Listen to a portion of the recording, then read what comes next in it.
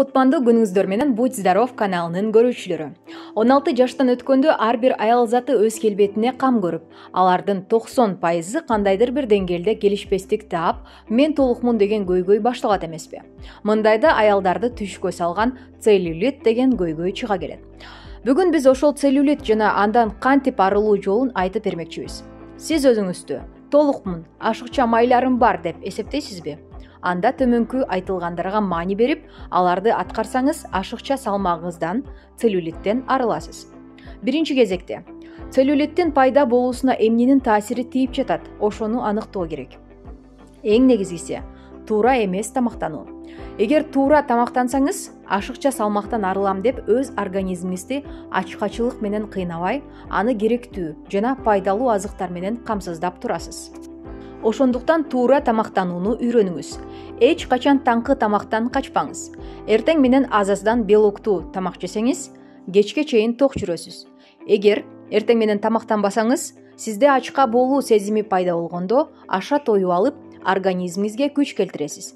Андан көрө күнүнө 3-4 жолу жеңил тамак менен азаздан тамактанып туруңуз. Туздуу, өтө майлуу, организмге күч келтире турган тамактарды чектеңиз. Эгерде жогоруда айтылгандарга кошумчаңыз болсо, анда видеонун алдына комментарий калтырсаңыз болот. Эми целлюлиттен арылуунун жолдорун сунуштайбыз. Биринчи, француз ыкмасы. Аны француз сулуулары денесинде ашыкча май топтомдору болбошу жана териси дайыма жаш, жылмакай болуусу үчүн пайдаланышкан. Процедураны баштаарда адам ач карын, ошондой эле 6 стакан лимондун ширеси кошулган ысык суу ичиш керек. Бир бөтөлкө алма уксусуна ошончо жылуу суу кошуп, ага пахта шейшепти чылап коюңуз. Аны бүт дене бөлүгүнө ороп, башыңызды гана ачык калтырасыз. Анын үстүнөн башка кургак шейшеп жаап жана жүн төшөк менен кымтыланып 1,5-2 саатка жатыңыз. Процедура бүткөндөн кийин жатып эс алыңыз. Эскерте кетчү нерсе, бул учурда суу ичкенге болбойт. Оозуңуз кургап, чыдабай баратсаңыз, кайнак жылуу суу менен оозуңузду чайкап алсаңыз болот. Ал эми эртеси күнү эле натыйжасын байкайсыз. Эскертүү: эгерде сиздин ичеги карын жолдоруңузда оору болсо, цитрус жемиштерине аллергияңыз бар болсо, бул ыкма сизге сунушталбайт. Ал эми экинчи ыкма табигый жол. 3-4 тамчы апельсинден алынган эфир майы, 3-4 аш кашык корица, ак же көк ылай жана полиэтилен пленкасынын түрмөгү керектелет. Ылайга кичине жылуу суу кошуп, андан соң баарын жакшылап аралаштырасыз.